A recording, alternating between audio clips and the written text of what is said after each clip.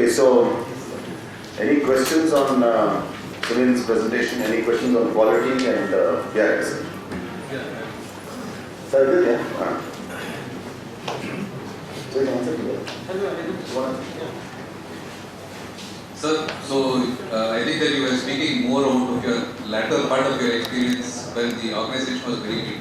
And the question is that how do we build up all this, I mean, from your experience, before EY days, how did you build up a quality control system which was possible for a smaller firm to implement? That's the question. Yeah, so I think, so two things here. One, of course, is that this, I think whatever that presentation I did was essentially based on recommended policies and procedure which each firm needs to follow. But with, so what happened is that in any firm, there has been an evolution over a period of time, not only in terms of size, but the way the business has become more complex, the accounting standards came in. I mean, earlier we had Indian GAAP, now we have Ind AS. There is a heightened kind of attention to, the financial statements. The capital market activity has increased over a period of time. The number of listed companies which are there are far more than when you talked about that. If you were to ask me what it was like, say, 15, 20 years back. So what has happened is that your processes also within the firm evolved over a period of time. But what is I think important is that some of the critical elements, especially with regard to say maybe tone at the top, putting the policies and procedures in place, or having a consultation or engagement quality reviews, for listed companies, for example, or HR policies and procedures in place for either recruitment or training, etc., have been in place based on the requirement at each point of time. So I think that way, I think it has been, fairly consistent. But obviously, you have to up the game as the years progress. Yeah. So, for instance, let us say that when early days in Bangalore, when you were partner, maybe there were cases where you felt you should not take, but you were forced to take because you really didn't have too much of business. So how did you handle that situation? Yeah, no, so I think even at that point of time, you may not have a very, because now once you grow in size, I mean, you have so many partners and so many clients and all that. In those days, I think, you had fewer clients, fewer people, fewer partners. So what happened was that you may not have a very elaborate structure in documentation. Yeah, I will prepare, then somebody will review it, then somebody will, approve it. So there was more kind of a, not so elaborate kind of a exercise at that particular point of time. But with regard to client acceptance or even continuance, checking with the managing partner or head of the audit was at least whatever time I remember for last 20 years was always in place. Yeah. Because I think some of these things, I'll tell you that, so that's why I'm saying that what happens is that to what elaborate extent that you have all these in place has evolved over a period of time. Say for example, my independence requirement itself have changed. Companies Act 1956 versus Companies Act 2013.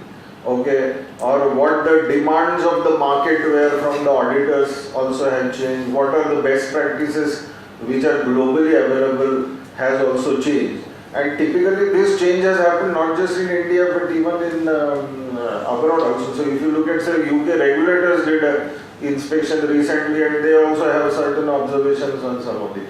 So as and when the things evolve, you try to strengthen and you put more kind of elaborate procedure this thing. But key ingredients, especially tone at the top, quality control and risk management, client acceptance and continuance process with regard to consultations with, say, your senior partners when maybe probably I was younger, was always in place. So did you actually give up engagements based on this? Yeah, no, I can't name them, but yes, I think there are examples. But I mean, I can't name. So what was the key reason behind it? We don't want names, it's just the key. What No, so typically it could be maybe it could be either industry issues or it could be the risk which you perceive, or your experience earlier, for example. And maybe you had certain disagreements with regard to, and because of that you had to qualify the accounts, and then both sides felt that it was not comfortable to continue. So those are examples which are definitely there. So there's one more point, which is that, see, whatever is given is quite elaborate and probably Yes. works for a larger size firm. Correct. But there has to be necessarily something which is light, Correct. which is, let's say, for instance, KPMG has a light quality, whatever, SQC procedure. So is there something which is an implementation guide which can be used by smaller firms, or say 1% firms, where quality can be improved? Now, see, if you look at this SQC one, it says that it is applicable to all firms. But an implementation guide. No, I know, but there is no implementation guide which is specifically there for say mid-size firm, because what happens is that, you have to just see from a regulator standpoint that if I were to give that, what does that mean? Am I saying that here maybe you can do with a little bit of compromise? Then the answer is no. So you have to, so what happens is that the implementation guide is very clear in saying that this is what is the ideal situation. This is what we feel is the what is required, but you tailor it to suit your requirement. So, for example, there is even a flexibility that if you don't have a expert to do, say, quality control, then you actually engage another person, outside person to do that. So that recognition is there. But to say that in small firm for a quality, I'll tell you that in any other case, I think you can say this is for small firm, this is for big firm. I understand that. But for quality control and risk management, I don't think you can make any exception. That is a problem. Because how it will be interpreted, to say that, okay, here I have a leeway in not complying with some of the things, I think that risk is too much. That is what I would say.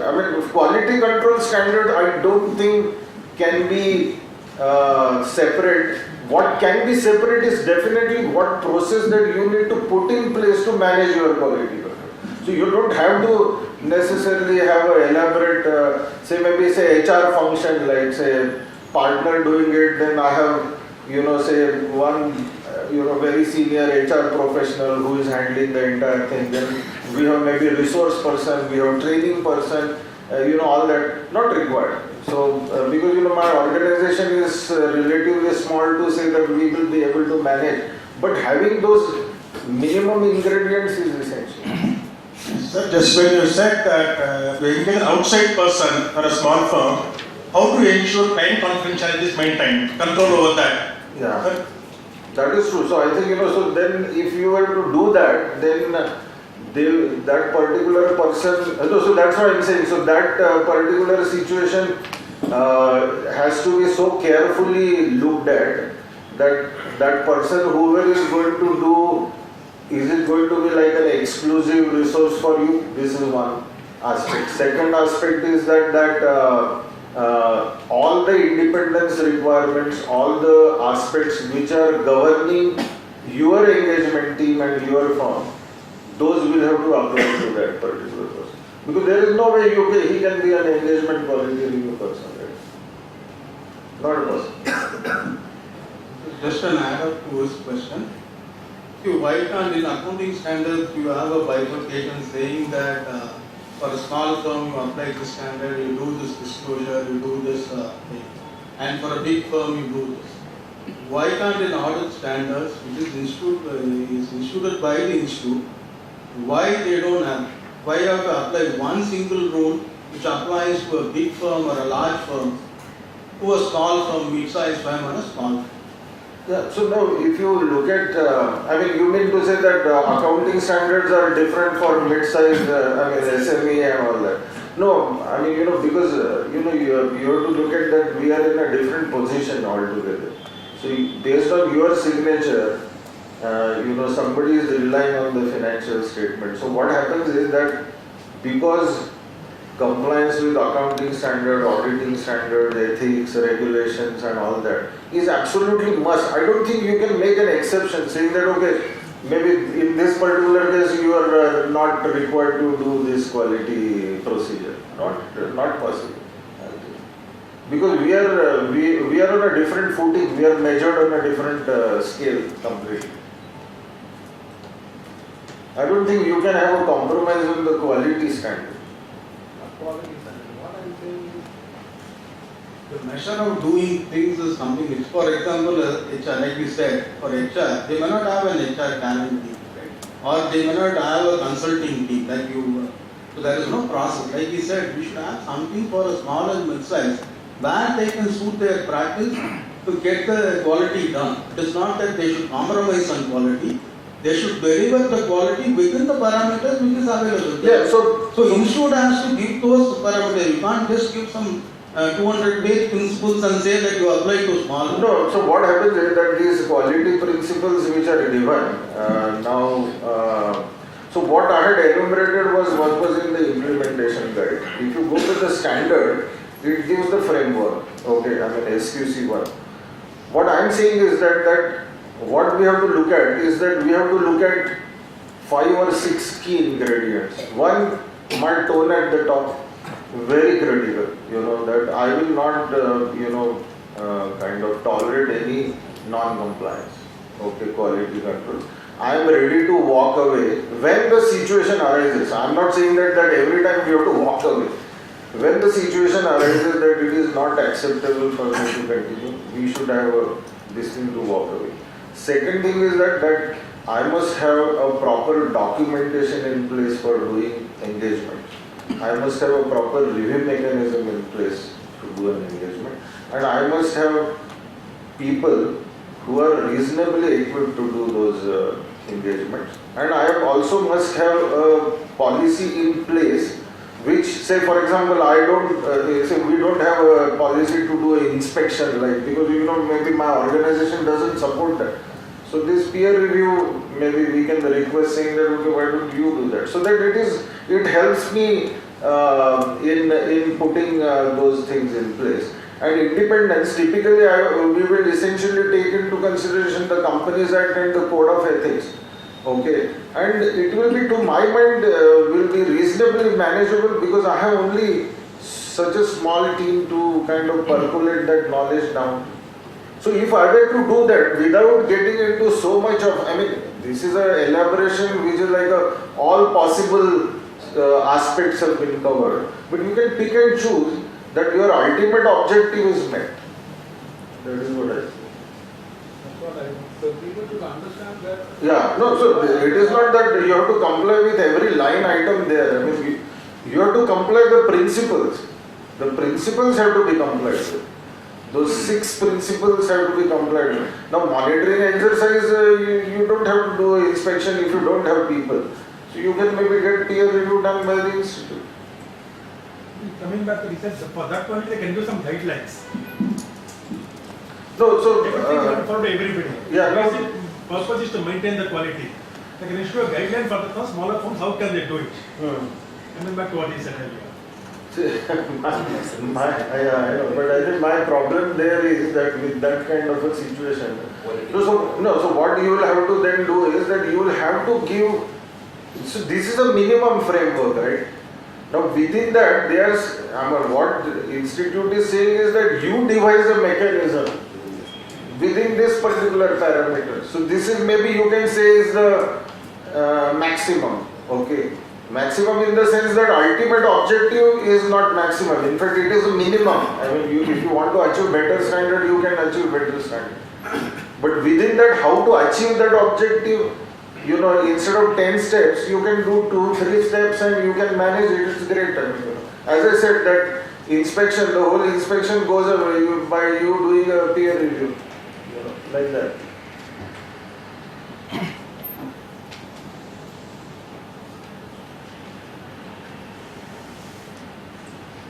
Okay. Sir, SQC1 applies to any sort of engagements? where it No, so that is for the audit and assurance. So typically it will be all your audit of accounts, then limited review, then prospectus and So even the certifications? yeah, certification. Because it is an attest function. There is a Agreed upon procedures. There is a specific mention of SQC note in the certifications to be done, that we are following Yeah, so that SQC1. is the, So, should we frame policies for each and every firm, sir? Let No. it be sole proprietor. so yeah, SQC1 will have to be followed in principle based on this, and as we were discussing, to what elaborate extent you need to implement, I think that anyway the standard itself says that you have to tailor it to suit your own requirements. But again, I am just reiterating, your ultimate objective, there is no compromise. That is for sure. So when we are mentioning that paragraph that we I mean, it should not be just a theoretical mention that I have followed SQC1 without having anything. To back up that, we should be having some policies in our I mean, now, I would say some policies, again I am saying, applicable policies. whatever has to be done to achieve the quality control objective has to be there. Tailored and Yeah. documented. When we are saying we are following them, that means we are documenting the Naturally, I mean, so what happens is that if nobody inspects, then you can get away with it, but if something goes wrong, then you have a problem.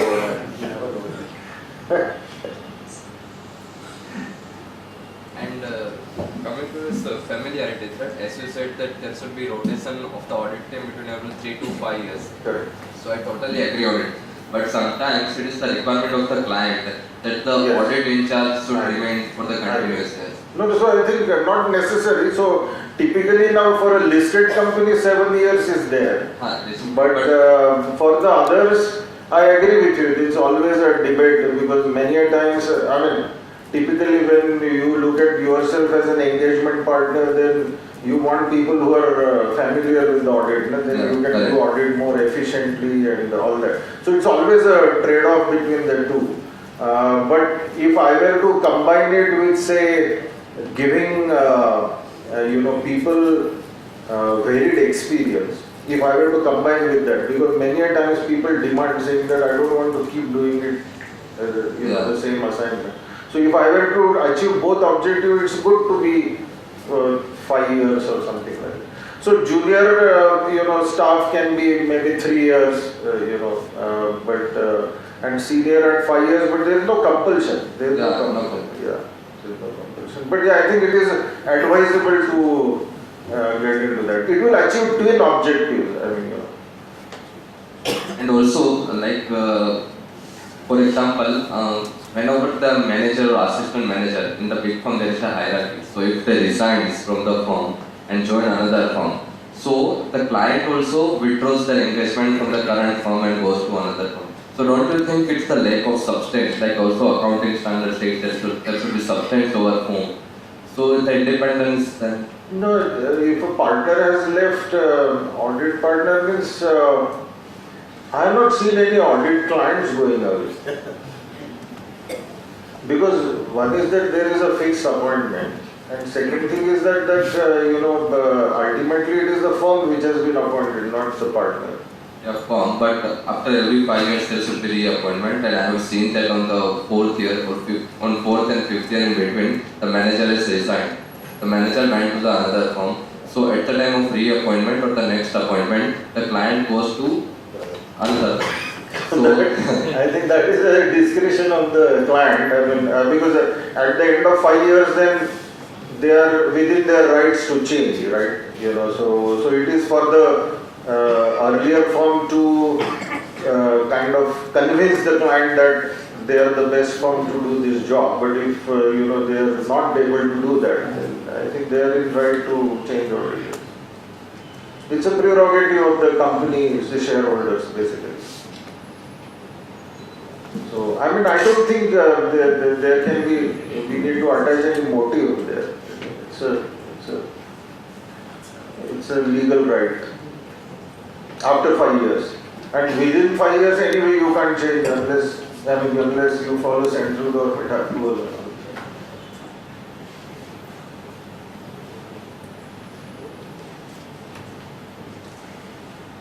Okay, thank you very much. Thank you.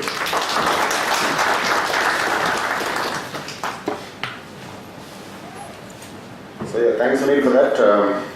I think a lot of the questions have been answered. But basically, a couple of things which I thought I should probably tell is that we all know that this request has been coming in saying that put a separate engagement and quality guide for the small and medium enterprises, and the problem is that even if the institute does it, it will be as big as this one only.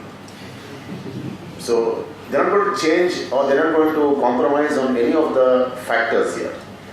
But one very simple way in which all of you can actually go ahead with this, right? See, whatever Sunil has been talking about, whatever the SQC says, I think we're looking at this word called as process. You should have a process in your firm.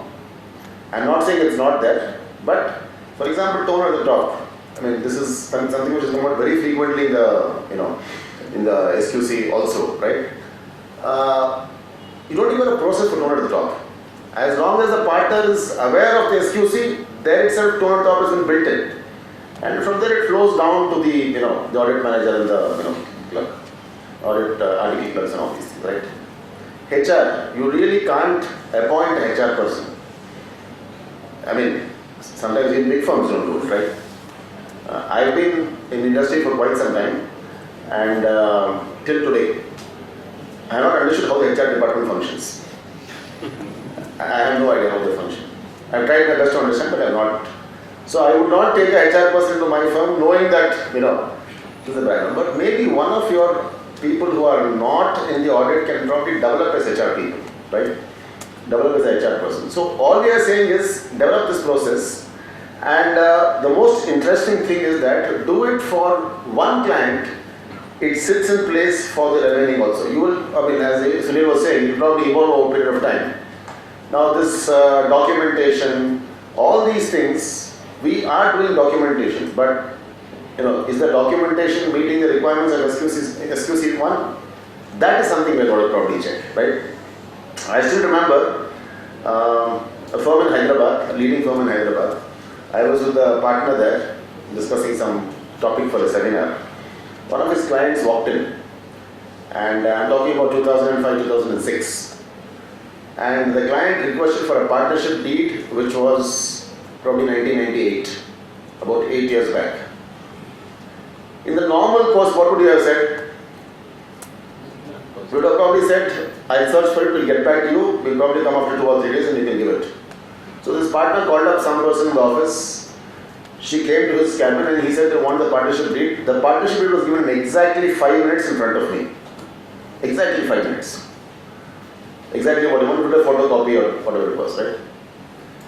I asked him, how is it that you are able to give a document, that to a non-financial document, which is like a partnership deed, in exactly 5 minutes or 6 minutes or whatever the time it took. So he showed me on his computer a program which he has done for documentation, wherein client-wise, document-wise, they have arranged or they have indexed where the document is available. And this is not available to everybody in the firm. Only a few people in the firm know where this is available. So he said, because of this, whichever client comes in and asks for a particular document, we are aware of it, so we are able to give it so fast. I am not saying 5 minutes in our firm. For SME, we can't do it in 5 minutes. Maybe 5 days. That process is what we are talking about. Instead of saying that we will not be able to give it, or we do not have it, or we don't maintain data from all the 6 to 7 years. So I would probably like to tell you all to probably start this as a process, because this is not with the intention of scaring any of you. End of the day, what is going to save us is only documentation and process. Whoever may come, it may be income tax department, it can be somebody else also, it doesn't matter who it is. What can save us as auditors is only going to be our process we are following and the documents we maintain. I mean, we can have 25 quality standards, we can have 85 accounting standards, we can have a lot of other stuff also, but following this, I think the process which we are following in our firm and the documentation we maintain, both these become very, very important for following this SQC one. I'll also tell you one more example because Sunil was also talking about walking away from engagement. One of my friends in Bangalore, his firm is an auditor for a state government undertaking. And they've been auditor for I think 1 year now. And he said it's a very comfortable assignment because in the previous year's audit report, there are 18 qualifications. 18. And the firm's, the company's CFO has told him that if you want to please add more qualifications, we have no problem. So he was saying that this is a very comfortable audit because I can qualify whatever I want. So I really don't run any risk of non-compliance. I told him, okay, fine, perfect, no problem. What are you going to qualify as? He said, first of all, I will repeat all the qualifications of the previous year. And to his misfortune, this year the company moved over to Ind AS. They moved over to Ind AS in the year 31st March 2019 I'm talking about. So he said, I'll also qualify Ind AS. I don't know, what are you going to qualify in Ind AS? He said, I mentioned a few standards I have not qualified. I don't know if you look at Ind AS 1, it says that either a company should follow Ind AS completely or should not follow Ind AS. You cannot say I have not followed Ind AS 17, Ind AS 16. You cannot pick and choose Ind AS. So he said, shall I give disclaimer of opinion? I told him, disclaimer of opinion, the company is not going to accept it. Qualification they are prepared to accept it. As he went into the audit, this audit commenced, if I am not wrong, in July 2019. It is still not over. Even as of yesterday, he was still going and doing the audit. So he called me up yesterday and said that, is it worth taking this audit for the next year? I asked him, do a very quick cost-benefit analysis. How much of time have you spent from July to December on this audit? And what is your audit fees? He said, if I compare the two, there is no comparison at all. The amount of time I have spent is obviously very, very high. The audit fees is very, very low. Next obvious question was, will they increase the audit fees next year? He said, they may increase the audit fees, but the problems also are going to increase next year. State government undertaking, all sorts of things happened. So I asked him, why are you asking this question when you are so comfortable with the fact that you can qualify whatever you want? He said, I went for an audit committee meeting of the same company and one of the IAS officers was there.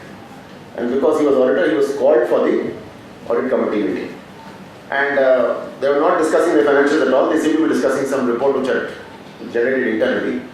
And the IAS person was saying that, talking to the CFO, telling him that this man has diverted so much of money in the company. I know that he has diverted so much of money. I am going to take him to task. I will come behind him. I will suspend him. Now this auditor is sitting there wondering what went wrong here. And he said that that audit committee meeting was so revealing for me that as an auditor, we did not even know what was happening there. So he said, should I walk out of the assignment? I said, definitely you should, because see, there's always this risk versus reward ratio.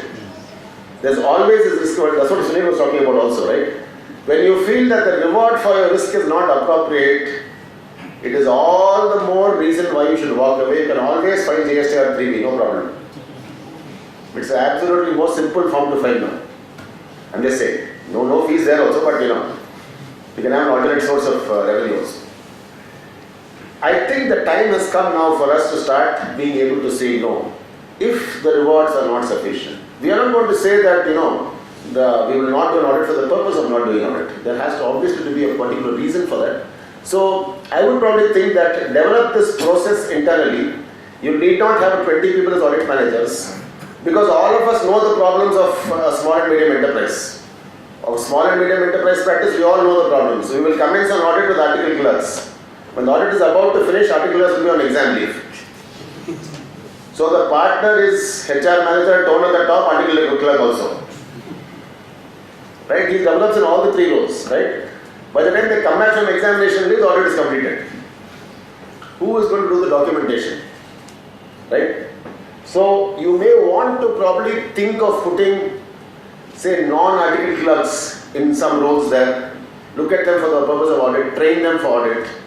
So I think this is what I wanted to talk about for the engagement point of view, but please do that as a measure, because, as I said, process and documentation will probably solve your problem, right? Right. I am, as I said, a replacement speaker for Sundaresan. I did not know what Sundaresan had in mind. This was told to me last evening when I was in Chennai. So I've just quickly prepared a small presentation on SA 700. I'm obviously going to take a lot of help from Sunil on this, because, as I said, he has seen all the audit reports and done all the reports. I, as a person, to the maximum extent possible, don't try to sign audit reports, because I feel that's the most dangerous job which anyone can do today. I try to consent on signing audit reports, which is a very interesting job to do, because I can always tell them that either you sign it or don't sign it, or put this as a qualification, put this as EOA, put this as a key audit matter. To the extent possible, I try not to do it, but sometimes, you have to break a few, cut a few corners here. So, one question to all of you is going to be that, how lengthy should the audit report be? Let me also rephrase the question. All of you must have seen the revised SA 700, which talks about opinion, basis for opinion. Then it goes on to talk about responsibility of the management. You've got a paragraph for key audit matters, responsibility of governance. What is the auditor's responsibility? This is a long form audit report. Is it too long? In this present day of apps and instant things, who has got the patience to actually go through a 4-page audit report and try to understand what the auditor is attempting to say? If we go back in time, one of the things we were looking for in the audit report was this brilliant word called as true and fair. Everybody seemed to be wanting the auditor to comment on this word called as true and fair. And somehow there was a sort of written, unwritten rule that if the auditor says it is true and fair, it is true and fair. Right? Nobody actually questioned what is this concept of true and fair. Now, as I said, the auditor can give 20 qualifications and ends the audit report saying that subject to the above, the auditor financial statements are true and fair. I actually did this exercise for an audit report of, again, a friend of mine, and he had also got a lot of qualifications because he took comfort in the qualifications. And this company was reporting a profit of around 75 crores. 75 crores was the profit being reported. What I did was, I just added up all the impact of those qualifications. Non-following of this standard, non-following of the revenue standard, non-providing of impairment. I just added up all the impact of all the qualifications and found that 75 crores profit became a loss of 4.5 crores. Simple Excel sheet I did. And since he was known to me, I called him and told him that this is the end result of my exercise. You are still saying true and fair. He said, no, I am not saying true and fair. I am saying subject to the above, it is true and fair. So basically what he is trying to say is that this is actually a loss of 4.5 crores only. But that number has not been quantified. If anybody wants to do it, please do it. Considering what has happened over the last, let us say 10 years, right? Over the last 10, 15 years. The question for the reason for depending more on the audit report or on the auditor's report has only increased now. We start from Enron, we start from the Sarbanes-Oxley Act. See, today whatever we are seeing in the world of accounting, you name it, whistleblower policy, thanks to Enron. Rotation of auditors, thanks to Enron. All these things came up because of this one company called as Encom. So over a period of time, the dependence on the auditor to say things as they are has obviously increased. But as all of us know, it is probably not possible for an auditor to say that everything is absolutely perfect in the financial statements. Because for one, he is not there throughout the year. Secondly, he does only a test check. More importantly, the financial statements are not prepared by the auditor but by the management. So he can only go so far in his commenting on what has actually transpired. If you want true and fair, ask the internal auditor. If you want true and correct, ask the concurrent auditor. The statutory auditor's role seems to be limited to giving a review of what he sees in the limited time frame that he does an audit for. But since this is a statutory requirement, the Companies Act talks about statutory auditor, talks about report of the auditor also, and talks about independent auditor's report also. These, the SA 700 has obviously changed over a period of time to try and incorporate what the auditor can possibly mention in his audit report. So one first lesson is that please read the audit report completely. Don't look at this word called as true and fair. Don't look at few individual sentences in the audit report. The audit report has to be read in one complete whole. You cannot read it, So why change the audit report? It's about the global financial crisis. All these are fine. Improve value of audit reporting. If you look at what has been happening now, right? You look at, for example, the key audit matters I'm talking about in the afternoon. This is not a qualification.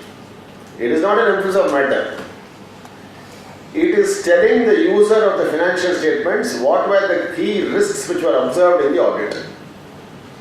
Now, this was not there previously. This is a value addition to the person who's reading the financial statements. And a lot of the improvements have been driven by experience. Audit experiences globally. What has happened to a few companies? That is what has driven your, this thing. Your more improved value audit reporting is essential to the profession, be relevant. Of course, we know all these things, right? Now, greater transparency of audit and its results. Audit report along with the financial statement disclosures are supposed to be more than enough to do the job as far as corporate governance is concerned, as far as, the standards use this word called as relevant and reliable. The financial statement should be relevant and reliable. The only way they can probably be relevant and reliable is that by looking at not only the audit report, but also the disclosures which have been made by the company and for which the audit report will draw a particular reference to, right? Now this is the old versus the new structure of the audit report. We start off by saying independent auditor's report. Please understand that independence can never be defined. All auditors, the moment they are appointed, are inherently independent. So I am going to go by a negative definition here. A person who is not independent is not an independent auditor. Independence in word, independence in deed. This is basically a personality trait which cannot be given to an accounting or auditing standard. And this is a very black and white sort of situation. Either you are independent or you are not independent. You cannot say that sometimes you will be independent, sometimes you will not be independent. That will not work here. So it's a black and white sort of a situation. Either you are independent or you are not independent. If you look at the sections in the audit report, they have obviously increased the number of sections. Here we've got basis for opinion here. I told you about all these things. Other information, responsibility of the management. One, of course, big takeaway is that we still take comfort, shelter in the fact that the financial statements are the responsibility of the management only. Right? And our job is only to express an opinion. That has not changed even in the revised format, and that should not change also if you ask me. If you ask me, that should not change also. So, you look at the other things, other regulatory requirements, other matters. There are quite a few, sections here. And the audit report has become more detailed, more long, more exhaustive. There was a discussion once in the European Union that don't give format for auditor's report, let the auditor say whatever he wants. This came up from a UE audit discussion. They said that the moment you give a format to the auditor, he is going to just fill in that format. Just leave it open, let him say whatever he wants. But the European Parliament said that if the auditor says whatever he wants, then it's a danger not only for the company but also for the auditor.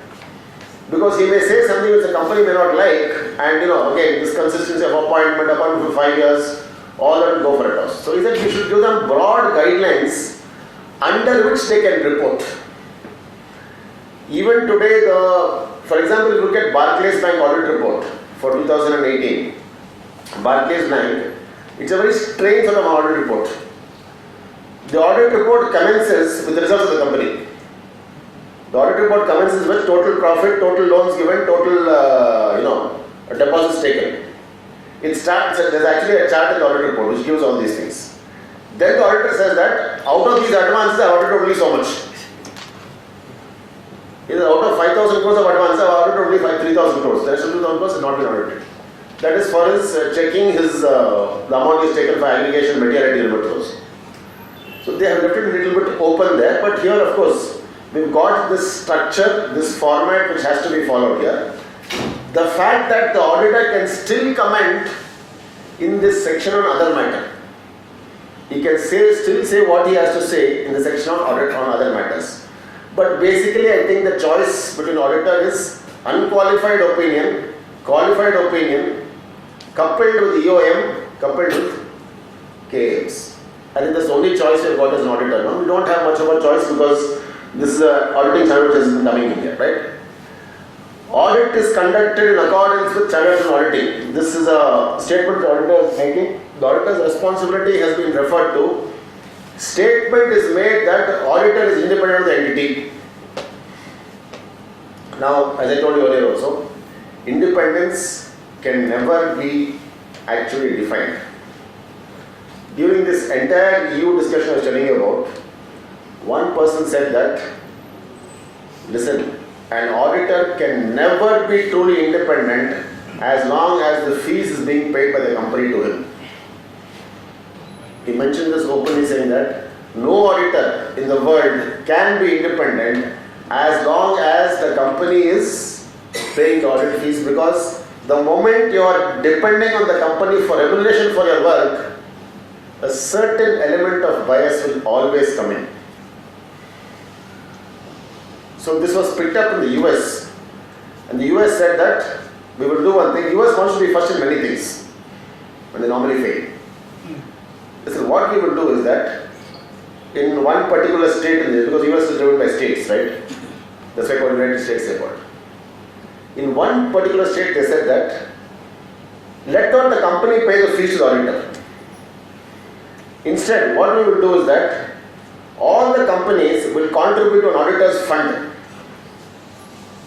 and the payment to the auditor will be made from that fund. The fund will be governed by an independent set of persons. The money will be invested, but the audit fees will basically be determined based on what was the previous audit fees and what was the agreement with the company management. The payment for that audit fees will emanate from the fund, and the company will not pay it. They said this way independence of the auditor can be guaranteed. The auditor said, okay, fine, no problem. As long as you're getting my fees, I don't mind where it's coming from. I want my fees. So companies started contributing to the fund. This happened in 2018. They started putting some whatever money they're paying for that fund, right? Now the people who are managing that fund, they invested the money in some US bonds or stock market, as the case may be. And what the auditor said was that the returns you are getting from that should be my increase in audit fees. You are getting a 5% in return on that. pays 4% audit fees increase. 1% we keep for admin expenses, coffee tea expenses. Now these people said that no, see, we are independent entity, this is our money, we will not distribute to the auditors. If you want, you ask the company to make a further contribution based on whatever in higher amount, accordingly I will use this money. So this became a dispute. It went to the US court. In US everything very fast goes to the court. The court said that I cannot do any decision on this, you will do whatever you want. Because either the money belongs to the entity. Entity has been set up specifically to help the auditors get their fees. I cannot tell you what should be done to the interest income. You please do whatever you want. Either give it to the auditors or give it to the this. So ultimately what they decided was, we will not put this fund any longer. We will refund all the money back to the companies and let the companies only pay the audit fees. This happened in one state in the US. But it's a fact that as long as I am depending upon the entity for my fees, a certain element of bias will always creep into my reporting. Now, this does not happen purposely. I am not saying I'm going to do something wrong, right? That's what I'm trying to say here, right? But the company can always come and say that one insurance document missing. You are going to say quality control SQC 1. Without the document, I will not sign the report. Unless it comes, I will not sign the report. You are going to throw up all these things in front of you, right? But at the end of the day, you will feel that one document is giving you already 100 documents. This one also will come. Ultimately, is going to pay my fees, right? So you will probably compromise. I won't say compromise. You will probably say, okay, fine, you have to be later on, and you will ensure that the audit has been completed. So this bias, as long as it doesn't go beyond the limit, is perfectly okay. As long as it doesn't go beyond a particular limit, it's perfect. Otherwise, you will have an element of problem here because you will always have this as a thing which is going to hit you, right? We also know about this, the responsibility of the management here, and more elaborate description of the responsibility of management is there, including reporting on going concern. Now, one of the things which obviously comes up, and this is again something which all of us know also already there previously also, right, is the fact that again, just like independent, not independent, there are only two possibilities: going concern or gone concern. There is no maybe going concern, maybe gone concern. Insolvency filed, IBC case filed, RP appointed, maybe going concern. Please qualify it. Correct. IBC not filed, RP not appointed, going concern only. Correct. Because that law is pretty clear here. This responsibility is now upon the management. Now, if you look at what has happened over the last 4 or 5 years, especially on companies who were probably going concerns, who became gone concerns, one of the questions which comes up, and one of the questions very frequently asked auditors is that you should have probably mentioned going concern earlier, not later. You did not detect going concern concept on time. This comes up very, very frequently because there are certain set parameters, certain formula which drive the going concern concept. But still, the SAS standard is very, very clear. It says that push this responsibility upon the management. Because at the end of the day, it is only the management who know that what they plan to do for that particular entity. 3 years back, SpiceJet was in a situation wherein they were probably not going to be a going concern. Because the erstwhile promoters, the Mohan group of Tamil Nadu, they suddenly backed out and said that we no longer want to run SpiceJet. Aircraft were grounded. DGCA came and said that maybe you should probably suspend your license because you don't have money. The creditors were piling up. SpiceJet had all the, what we can say, signs of probably going the Kingfisher Airlines way. The erstwhile promoter, Ajay Singh, stepped in and said that, let them go away, I will buy over their stake, I will ensure that this airline runs, because he was one of the first promoters of SpiceJet. So he took over the Maran stake into 3 years back, pumped in some of his own money, And today, as all of you can probably witness, SpiceJet is probably giving Indigo a very close competition for, its market share and all these things. He knew that SpiceJet is not going to be a going concern. So he's going to be a going concern. The auditor may have probably felt that huge losses in the airline industry. One of the best parameters for going concern is aircraft not flying. We know it from Kingfisher, we know it from, you name it, Paramount Airways, whatever. We've got so many airways who have gone down with this, right? The moment an aircraft stops flying, auditor in his audit report will probably be tempted to say going concern. Question is confidence. But SA700 has pushed this response from the management. Let them first say what they have to say. Let the auditor only comment on what the management is going to tell about this going concern concept. As I said, I cannot say may be a going concern, may not be a going concern. Let them say what they have to say, and then we will comment on what they have to say. Question, what do we know? We know that bank loans are pending. We know that, creditors are lining up.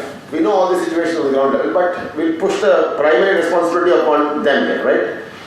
And improve discussion of the responsibilities of the auditor. Now, we know that 143 bracket 1 of the Companies Act is there, which talks about responsibilities of the auditor. Previously, unfortunately, the only right the auditor had was access to books of accounting. I mean, even now, a good portion of that talks only about access to books of account here. And here they are talking about giving a detailed description of materiality in accordance with the applicable financial reporting framework. If you look at many of the audit reports abroad, the auditor specifically mentions that the threshold for materiality has been rupees 50 crores or rupees 100 crores, which basically means to say that suppose something of 25 crores has gone wrong, it will be ignored because it is not even in the threshold of my materiality. Unilever India has got a materiality threshold of 100 crores of rupees, which basically means that if there is a fraud in this company for 99 crores, it will probably not be reported because of the threshold of materiality. But if you look at the balance sheet, it's of 14,000 crores. So 14,000 crores, 100 crores is probably a very immaterial amount, but that also is sometimes mentioned in the audit report here. Right. So it shall also include the audit report, the revised SA700 is also talking about communication with those charged with governance, TCWG as Sunil was saying, right? We have audit committees. We go for audit committee meetings. Depending on the quality of the company, meetings are, either very detailed or very short. I think what SA700 wants auditors to do is probably at the first AC meeting of the year, tell them what is your plan for the audit in a document. Actually communicate with the audit committee what do you plan to do for the audit. Because if you go back to what is the responsibilities of the audit committee, one of their responsibilities is to ensure that the audit is done as per our auditing standards and accounting standards. So the first thing you'll probably do is go and tell them that, look, these are the areas I want to test this year. This is my plan for audit. You please give me your feedback. You tell me if there are any additional areas I have to look into. So in a way, what the auditor is doing by pushing this onto the audit committee, he is expecting them to respond, which basically means that he is pushing the responsibility also back onto them to take a certain share of the responsibility for what should be covered in the scope of the audit year. And I think that there is an unwritten rule that the moment we are talking about communicating, we are talking about written communication. We are no longer talking about in the audit committee of 13th of July, we discuss this. It has to be documented. Again, it falls back upon the essay on documentation. We have to go back and start documenting all these things here. The work of documentation is only going to increase with the this thing, right? Now, specific information outline point, okay, within the appendix of the auditor's report. Okay, I'm just going to look at this, ask this question. Actually, it's a sort of a loaded question to all of you. Who looks at audit reports? One is you, because you have to see any spelling mistake not has been done. But that is before that. I'm talking after issue of the audit report. Who actually looks at audit reports? Investors. Do the investors look at audit reports really? Yes. Yes. According to the investors, are only worried about two figures: EPS and dividend. Audit report for them does not impact both EPS and dividend. Income tax department. Income tax department, okay. Regulators. Do they look at audit report seriously? At least to know who is the auditor. I mean, Who is auditor? That is a good point. To know who is auditor, I completely agree. But I am talking about, because I think the title is wrong. I should have written who reads the audit reports, not who looks at audit. Everyone looks at audit reports, Financial institution. Financial institution, okay, financial institutions. Anybody else? Regulatory, MCA. Regulatory MCA, no, yeah. So we keep the investors aside because investors will probably, we know how they are. Income tax department, reading also I would have problem because they do not understand what is written here. That's fine then. So I don't have a worry about that. I think what is happening now is that there are two sets of people who are looking at these audit reports very, very closely. One is of course the regulators. SEBI is doing this has a separate team to look at audit reports of all the listed companies. They've got a separate department to look at audit reports of all these listed companies, right? So regulators are definitely doing this, right? And we also have this beautiful set of people called as investment analysts. Now, these are the people who are coming out with saying that Coal India has got qualification audit report, so don't buy Coal India shares. Right? Next year, Coal India shares go up actually. The moment this happens, they are happy with the qualification apparently, right? So we've got this analyst community and a certain set of regulators who are actually, apart from ICA of course, we've got peer review board and all this, QRB also, as Sunil was saying, who are actually looking at these audit reports a little bit closely and trying to tell the auditor that, look, maybe this is what could be an improvement. What to do? Nobody is going to say audit report is wrong. Despite revised SA 700, the audit report is still got a lot of disclaimers.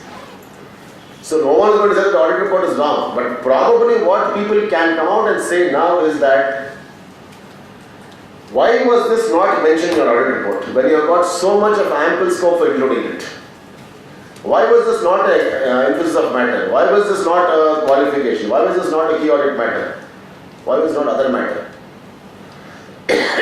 So, I do not think the quality of the audit report is going to improve because of its contents, right? It obviously, you've got content here, you've got various sections and various scope here for the audit report.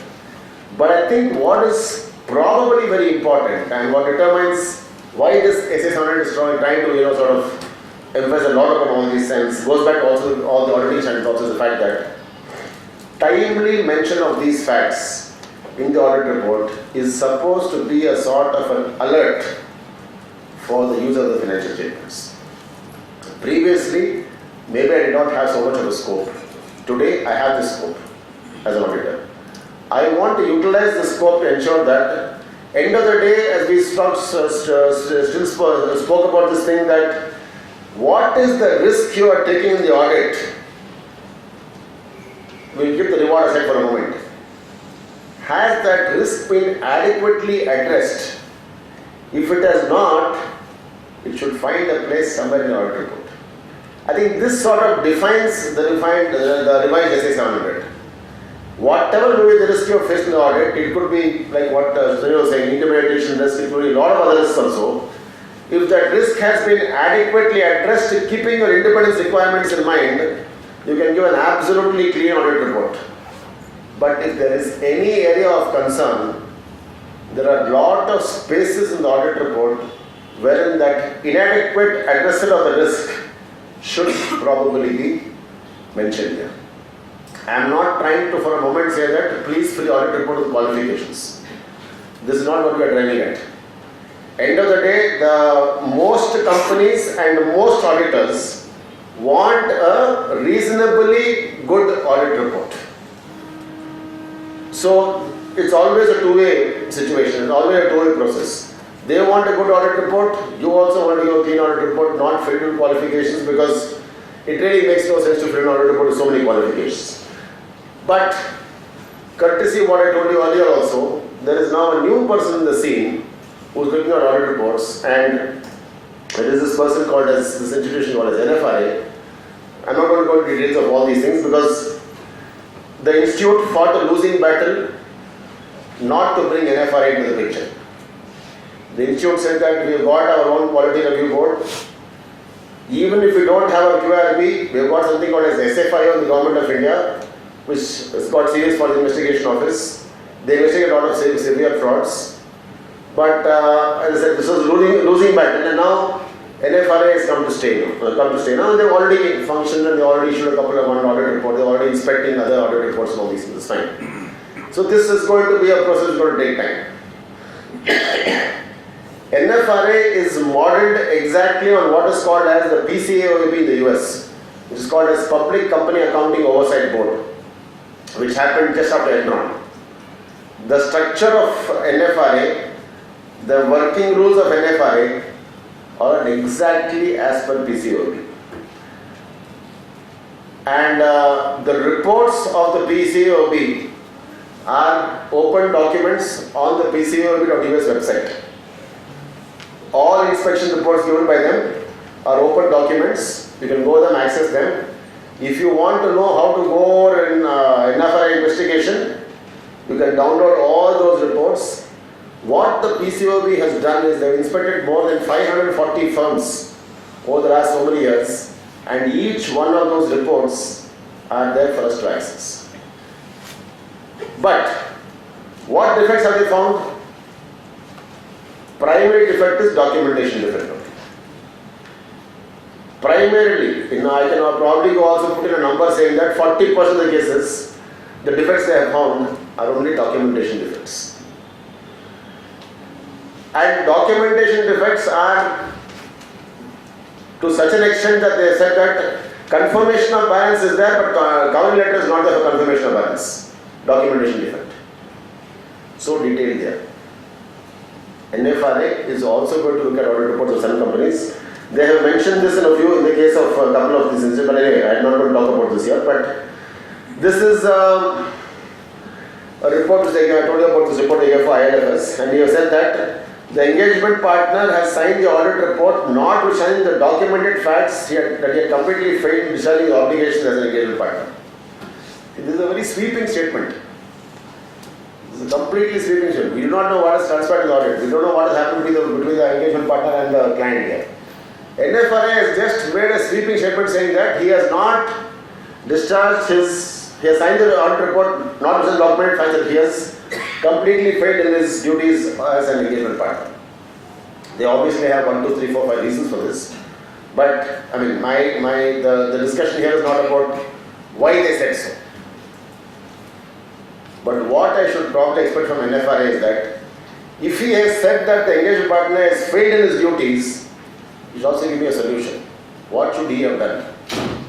Should he have qualified his audit report? Should he have disclaimed? That is silent. The report is silent on that aspect, right? He has just made, this is like an auditing the auditor type of situation, just made a blanket statement saying that he has completely failed in discharging his obligations as an engagement partner here, and no evidence has been produced in the audit file to show that what was discussed in the management prior to the audit report and financial signing date. So he has listed quite a lot of things here, but I mean, as I all of you probably have access to the report, so you can go through it in detail later on. That is not a model report to follow incidentally, right? But I will also believe that NFRA was guided by public or what is information in the public domain consequent to ILFS. They've got SEBI reports, they've got a forensic audit done by GT. NFRA has access to all those documents, which normally auditor will not have. So this report has been guided by facts, documentation, information which probably the auditor did not have at all. So I am going to defend the auditor here and say that this is a very sweeping statement to make. They should have probably asked him what was available to you at the time of audit to tell. Subsequently, there was a GD report, there was a forensic report, SEBI investigation report, the partner said something, person, all this is post-mortem. We are talking about a situation wherein what information did the auditor actually fill his responsibilities by not seeking information. I don't think that would probably be evidence for the fact, but as I said, we're going to just keep this at face value because this report appears to be a sort of what should I say, a bullet which the NFRA is trying to fire saying that this is how our reports are going to be in the future. I will take it only at face value. I will probably ask a lot of questions in this report also because obviously, it's not been completely the same. Anyway, so today's seminar is about practical examples. I am going to show all of you the audit report of this company called as Fortis Healthcare. But even before we get into the audit report, I'll give you a background of this transaction, what happened here. And because, talking about it without the background will probably not make any sense though. Fortis had engaged with the Ranbaxy. The Ranbaxy group had, they had a stake in the Fortis Hospital group. And the promoters of Ranbaxy, who were basically two brothers, Shivinder Singh and, if I'm not wrong, Malvinder Singh, had entered into certain transactions between Ranbaxy and Fortis and other intercompany transactions which apparently were not according to what should have been done. So to put it in a very direct manner, they were fraudulent transactions. There are reports saying that the money ultimately went to some ashram in Himachal Pradesh because they are followers of that ashram. But auditor is not going to go and look at all these things. But you are the auditor of Fortis Healthcare. You know this background of these transactions. You know that there have been some intercorporate deposits which have probably not been given according to the law of the land. Probably not there also. Interest not paid. If you look at the, people use this word called as fraud very frequently. I don't want to use the word fraud because fraud means a lot of negative things. I use the word called as accounting accident. It's a very decent word for fraud. I use the word called as accounting accident. If you look at what has happened right from Satyam days in India, right, to RICO India, talking to ILFS and all these things, right? You would observe that most of the transactions or most of these accounting accidents have happened in two areas. Either there should be a related party involved, which could be a subsidiary company, joint venture, associate, wherein loans have been given, not repaid, right? Either there is a related party involved or there is real estate involved, land is involved. If you look at analyze all these accounting accidents, you will boil down to these two areas only. Related party transactions, a definite concern. Second is property involved. Ultimately what happened in Satyam was that it was a property situation. Mehtas was not able to repay the money to Satyam, therefore it became what happened here, right? It was investment relationship by Satyam which actually led them to this situation. If you are the auditor, you have a very easy option. You know that SEBI is investigating this. You know that SFI has come into the picture. You know that other investigations like CIA and all these people are also investigating this particular company. You have access to all the reports. You have access to public information. There is a website called as moneylife.in. Moneylife specializes in giving only such information on their website. What is the latest on ILFS? They will have the report there. Right? As an auditor, you have a choice in front of you. Summarize all those reports in your audit report. Right? All those audit reports, you've got SFI investigation, you've got CID investigation, you've got NFRA investigation, you've got SEBI investigation. take all those reports, beautiful English language, summarize and put it that. Subject to the above, I am done this audit. The other option is, and Sunil was also talking about reputation here. Do you want to be the auditor of such an entity? Right? That's also going to hit you now, right?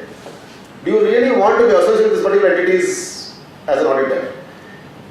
Please note that it is nothing negative for you as an auditor. Your image remains absolutely intact as an audit firm. But, as I said, when Satyam happened, people were talking, which company committed this accounting accident? Satyam. Today, if Rico India something wrong happens, people say, who's auditor? The perception of the world has changed from which company to which auditor. So you have option number 2 now. Option number 2 is, I don't want to be associated with Fortis Healthcare. Tomorrow morning, Live Mint or Business Channel will put a news item. Fortis Healthcare, SEBI investigation, auditor is. You really want to be on front page for this purpose. But the auditors of Fortis Healthcare had decided that they will go ahead with the qualification route. They'll go with the qualification route. They will probably remain as auditors here. And they have commenced by saying this is a qualified opinion of the company, subsidiary holding company. And they have gone on to say that, all this is something which all of you already know about, except for the basis for qualified opinion paragraph there, which has been mentioned very clearly here.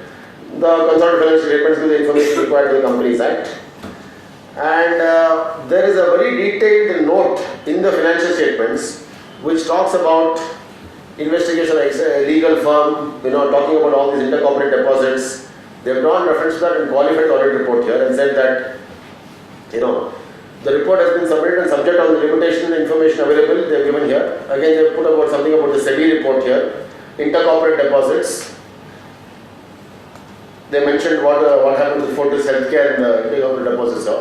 So all this has become a part of that audit report. Now, one question which obviously comes up is that, is the auditor expressing his opinion on these matters? I don't think he is. This is not his opinion. He is saying that these factors can have a significant impact on the financial statements which are not able to qualify or quantify right now. He is not commenting that we have done good or bad here. The promoters have subsequently been arrested, they have gone to jail, they are right now I think in arrest and all these things are there. But this was a transaction which had taken place fraudulently. The auditor is just saying that this is what has happened to this company. SEBI has got an investigation. These issues have happened here. This is my basis for qualified opinion. I am not commenting whether the company is right, ICD is wrong or SEBI is right. I am just reproducing what has happened in that particular transaction here, right? And SFIO, Ministry of Corporate Affairs of the Companies Act, investigation, seeking information in relation to the company, subsidiaries, joint ventures, associates, all this has been mentioned in the audit report here. Now, one thing which again strikes us as an auditor or which comes to our mind is that you should also remember that in the process of all this investigation, definitely both SFIO, MCA and SEBI would have sought certain information from the audit firm also. It is not that he is coming to this later on. They would have obviously sought certain information from the audit firm also and talked about what the documents having, what basis of opinion. So this is a end result subsequent to information given by the auditor to the regulatory bodies. I am just trying to say in my audit report saying that this is what has actually happened. Now, one thing which comes up very clearly, I cannot stay quiet on this. As an auditor, I cannot stay quiet. This is not because of the public information which is available and the investigation of these things. This would definitely have a financial impact at some point of time later on. If you look at the paragraphs given by the auditor, he has not quantified it. He has not quantified it. All he has said is that SEBI investigation has happened. SFI investigation has happened. Financial impact I am not going to comment on. This would obviously have a severe impact on the financial statements. That amount is something which he has not mentioned here, right? Okay. Provision for outstanding amount of the ICDs, all this has been mentioned here. The company through an overseas subsidiary sold investment at a discount. So, it has got about 8 qualifications. I try to summarize this for you. It's got about 8 qualifications. Basically talking about intercompany transactions, related party transactions, interest not being provided, intercorporate deposits taken, not repaid. A whole bunch of stuff is there in this Transaxis audit report. The auditor, what he has also done is that in the notes on the financial statements, he has referred every single qualification to this note 31 of the financial statements. This note 31 runs into 3 pages. It talks about what all has happened here. So he has said that note number 31 is a management responsibility. I am drawing reference to note number 31 and saying that the impact of this could not have been, I am not commenting on the impact or not commenting on this thing here, right? Right. No additional adjustments here in these things. Therefore, the possibility. So he's also mentioned very clearly that the possibility cannot be ruled out that there will be additional related party transactions with associate promoters whose relationships may not have been disclosed to the group and hence not known to the management. He also mentioned this, saying that this is what I know, but somebody may come in suddenly and ask for something we do not know. See, this is what happened in USL also. In United States also same thing happened. When this company called Diageo took over this USL, so the acquisition happened and Diageo was running the office in UBC. One fine day one person walked into the company and said that I am from Mangalore Bottling Company. They said, yeah, very good. What is the problem now? You owe me 200 crores, they said. This fellow said, there is nowhere in the books of account. Now I got a confirmation of balance from them. So he showed a confirmation of balance including what has happened and all these things. So Diageo said that, how can I pay money to somebody whose value is not according to the books of account at all? So they traced back the transaction. They traced back the transaction and found that there was a diversion of funds there. Ultimately the money went and sat in Kingfisher Airlines. They traced back the transaction and said, okay, fine, we will pay you some money, we will not be able to pay you to pay the entire 200 crores. But they got the fear that today this fellow has walked in. Tomorrow how many people can walk in? I do not know. So they gave a public announcement saying that this is what has happened. In case anybody has got any valid claims against the company, please come and give it to us within a period of 1 month or 15 days as the case may be. They got claims of 560 crores from various people. They had to go back and reshape their financial statements for this purpose. They went back 2 years in time to reshape their financial statements to sort of get all these things right and all these things. So here the auditor has expressed utmost conservatism and said that this is what we know. We do not know. There can be some party in the books of accounts saying creditor who actually may be a related party. There can be additional transactions also which are there. He also mentioned this in the audit report here.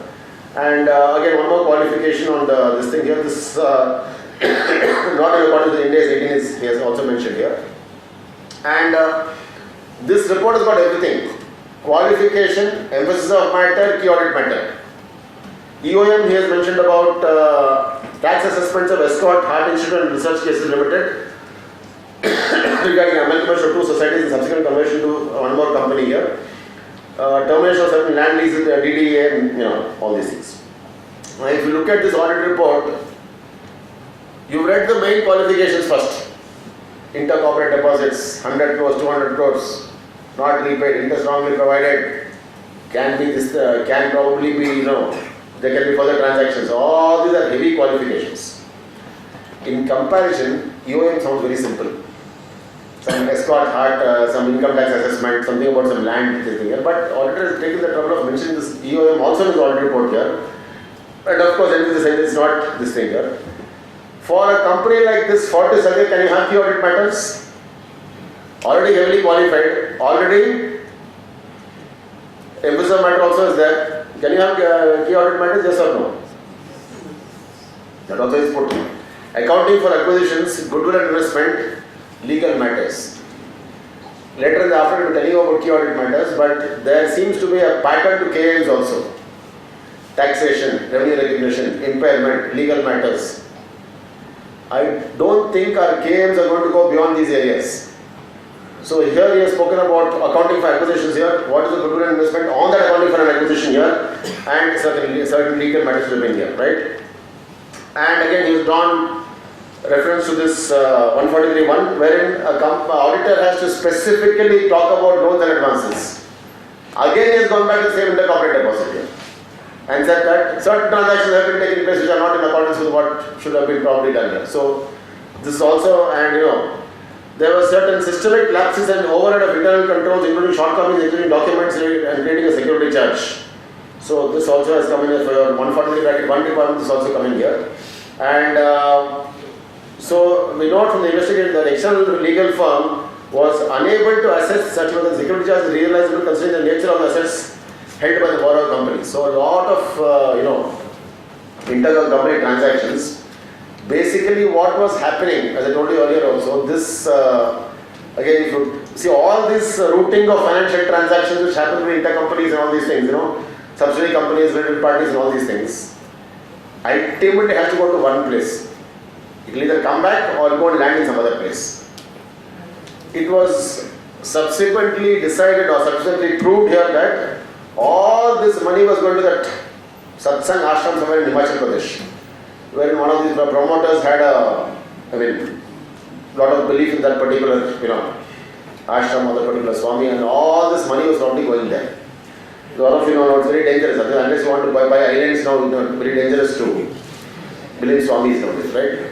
Unless you want to have a separate country by itself. This is not mentioned in the audit report. SEBI came out with this and told me this. It gave an alignment report, newspaper said that end purpose is this only. Auditor said, I am not worried about the end purpose. I don't know if it is gone there or not. This is not my job. All I can tell you is that internal controls are definitely overridden. It was not as per the process of the company or the management to give such intercorporate deposits to unrelated entities. Many of you may have heard of a company called Redigare Finvest. Redigare. Now in liquidation. Same promoters, same problem. Ranbaxy Group, Redigare, and this is Fortis Healthcare. So there also seems to be a pattern among the promoters to do a certain set of transactions here, which are probably not permitted as per the normal thing here, right? Okay, and anyway, this is the audit report here. I'm just giving this quickly to you so that we, Pre-approval audit committee was obtained for the acquiring the equity interest, but not for advancing the loans to the subsidiary companies. Again, he's spoken about acquisitions which have happened here, in which for the acquisition, the audit committee was informed, but for the giving loans post-acquisition, audit committee was not informed. So he says it's done in transits and we are not prepared to, not unable to tell whether these transactions are this thing. I think with such a heavily qualified audit report, emphasis of matter also, one of the things that definitely comes up is, should I also give an IFC report? I have said so many negative things, I should also give an IFC report. But the auditor has completely followed the book. What he has done is, I will give IFC report also. But in the IFC report, I will repeat my qualifications. So in the IFC report, all the qualifications have been repeated here and said that the company definitely has to improve its internal control processes, especially related to loans and advances and RPD transactions. It's also mentioned very specifically in the audit report, saying that this has to be an improvement which the company has to do for this thing there. Now, why I give this example is because this report has got everything. As I told you earlier also, it is a call which you have to take as auditor. You have got a client who is in the public eye now because of certain wrong situations. Are you going to be the auditor? Are you willing to give a heavily qualified audit report with EOM and with key audit matters? Or would you want to say that, no, enough is enough, for me this is too complex audit for me to take it? I think this is where the question of your process and also the question of your quality comes into play here. Because please remember that in situations like this, you are not going to get 100% audit quality. documentation will not be given to you. Certain documents, certain minutes will not be given to you. The minutes that are given to you will be over to the next day. You will be given wrong set of minutes. Your documentation is definitely going to be defective in such audits here. So the call you have to take is that, would I want to go ahead with this defective documentation and whatever mistakes are being made, point number one, and still say yes, I'll go ahead with the audit, or do I want to walk away because the risk which I am taking here is a little bit too much as compared to what I am going to get here. I think what will probably drive the decision we are going to make is not the amount of audit fees you are going to take. I think audit fees is really not an important consideration here because, I mean, let's face it, audit fees is audit fees. We get it, we like, I mean, this is ours, no problem about it, right? But I think what will probably drive your decision here is going to be how far are you willing to go to be flexible here, right? Or rather, how far are you willing to stretch? And this again cannot be given to you by essays. This is a completely individual decision of yours. If you feel that the amount I am stretching myself for this client is too much, that moment you should say no. That moment, and this comes to you at various moments of time in the course of the audit, or even later on. That is a point of time you should probably step back and say that, listen, no, I won't do this engagement. Now Sunil was talking about SEBI looking at auditors and telling them that if you are not audited for 3 quarters, you should do the 4th quarter. Why is SEBI saying this? Because what SEBI has found out is that the reasons given for the resignation were prevalent in all the 3 quarters. Why is there only the 4th quarter? If the company was not giving you documentation, they never give you the first 3 quarters also.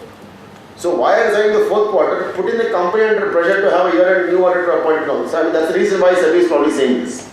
But this decision of, the chairman of the manual bunch was telling us earlier in the morning today saying that many of the people who are in the profession nowadays don't want to do an auditing because of, it's becoming very risky, as we have all spoken here. So he said there's also a lot of opportunities for, audit work to come in. The answer is definitely yes, there will definitely be options. If every auditor resigns, who will do the audit then? Correct? If you keep on saying risk is too much and keep on resigning, who's going to do the audit now? And Sunil had, sir? They will automate.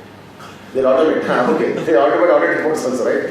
And Sunil had a good point. He's saying that if that is what is happening, then the limit on audit should also be increased, right? We can't have a limit on audits and then say that, there's more work available, but still the limit will so this is a very holistic sort of approach here. But I would like to look at this in 2 ways, right? One is the listed companies, right? There your risk is extremely high. There's no doubt about it now. The risk is ultra large there. You will have to do more than 100% audit there because you never know what is going to go wrong with these listed companies. You never know. And they've got so many disclosure requirements, so many SEBI reporting requirements. So listed companies, SQC 100 only follow all the auditing standards in letter and spirit. You don't have a team, don't take the audit. That is as far as the one set of the listed companies are concerned. But we have got our own clients, small scale industries, small private companies, very good turnover, reasonable profit, happy audit fees, no apparent risks in the audit. But still, it's a question of familiarity, right? Auditor says, client says, okay, do the audit this time, you do it this time. So it's a concept of the threat of familiarity is there. In such cases, you should also be careful because, this, what is the word which is driving all the standards is what called as professional skepticism, right? You may know him for the last so many years, doesn't really matter. You still have to put in those checks, what you have to put in or what you have put in for normal company. So, I'm talking about the process here. So, for a small scale industry in Pena, your client, reduce the processes, no problem. But ensure that the process is there. For a listed company, all the process will definitely have to be followed. So, I think this would probably be what is very important for us to determine. And is audit report too long? I've already answered this question here. Now, I probably have to ask a question now. Can the audit report be shorted? No. The audit report is not like a commentary. See, I always remember, as I said, I don't do too much of bank audits, but I do mention this very frequently. Some friends of mine say that, you also come for a bank audit. And for me, I take it as like paid holiday because I don't know much about bank audits. So I told him, okay, paid holiday, no problem, I'll go for 3 days. So he said that your only job is to fill in the long form audit report. You don't do anything else, only LFI you fill in. So okay, no Ind AS, nothing is required. So happy, no problem. So I was looking to this, we're going to Kerala or someplace and we're going to this audit report, long form. It's a very brilliant document, no doubt about it all. It's a brilliant document. Very well draft document. But I answered all the questions. Last question I had a problem. I went to my friend and told him, all my questions are fine, this one question I've got a problem. Did you notice any frauds during the year? They came yesterday. I don't know how I'm even supposed to respond to this question. We came in here yesterday and the question being asked, did you notice any frauds during the year? He said, don't worry, I got a response to that. According to the management, there were no fraud during the year. If the audit is over, come let's go back to Bangalore. I don't think we can take this risk in our normal audit report. We will have to be a little bit more careful. We cannot say that according to the management, there is no fraud in there and all these things. So this is not going to be too long. It may probably lengthen further.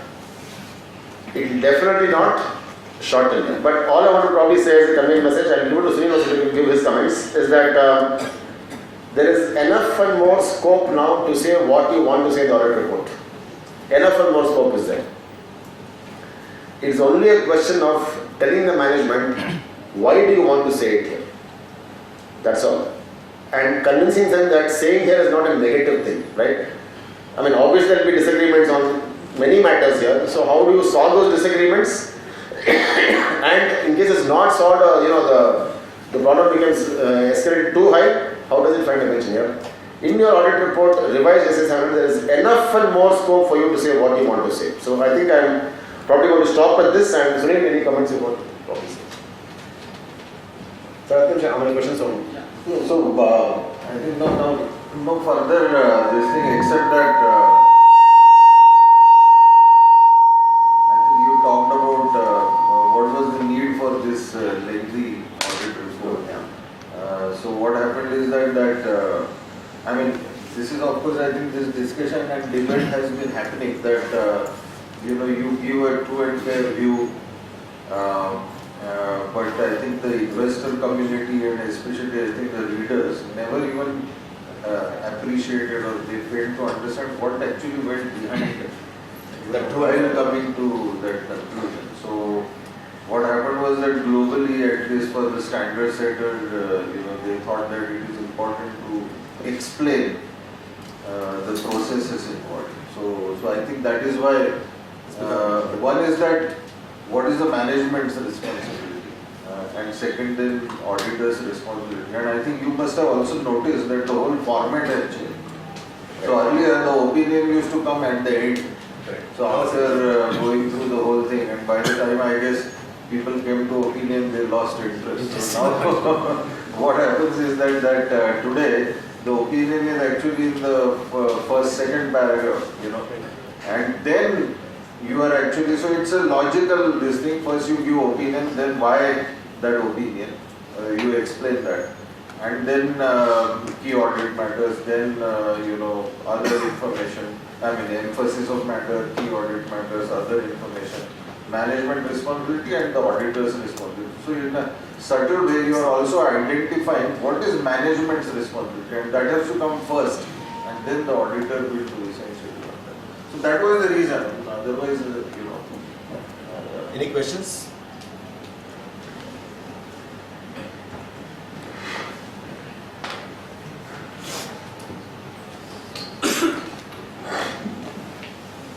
So firstly, in relation to SA 700 itself and the codes of law, if you are following SA 700, where we are saying that we are giving reasonable assurance that certain things have been done, the codes are not, do the codes accept? reasonable assurance, or what is the extent of protection we are having by following SA 700 in doing our audits? This is the question.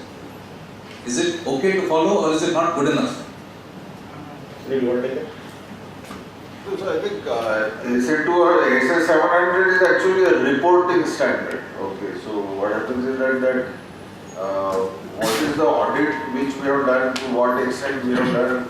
For that you have this auditing standard 220 and all that which is pertaining to documentation and so on and so But on. also see, since SA is mentioned in Companies Act, it's a regulation I'm following, so I think I will get protection courses. So SA 700 is essentially a reporting standard. So I think we will get it. auditing standard is different, but reasonable assurance is what we can give, and this is what is an accepted method. And as long as I said last time also, that as long as we have done a proper risk assessment of the client and we have followed auditing standards, accounting standard, ethics and independence, which is required to be done under SQC 1 and all that professional standard. Even after that, suppose if somebody were to challenge the company's accounts and the auditor's opinion, then I guess we'll have to face it. But we must have the necessary documentation in place to prove that we have taken all the reasonable care necessary to give that opinion. Which is But I think the courts will hold us guilty only as gross negligence. I mean, I'm using this word very purposely here. It should be gross negligence. In which case, obviously not for anything what we have spoken about. So I think that we have got certain protection, quite sure. So reasonable assurance is definitely not absolute assurance, and to that extent the law recognizes that. That's it. We can't do everything. So let me just point out then the next one. One is SA 700, which is audit and assurance. Now if you look at SA 3400, that is prospective financial information, where we are getting limited assurance. Yeah. And then we have a set of certificates which we give, where we are relying on management, and we are giving, strictly speaking, we are disclaiming all liability. Almost no assurance. We are relying on management. Yeah. So, for those certificates, is that the question is that when I was speaking to one of my colleagues, for instance, who says that apply SA 700 to that certificate. I don't want to apply SA 700. I am not giving reasonable assurance in relation to prospective financial information. Neither do I want to give SA 3400, which is limited assurance.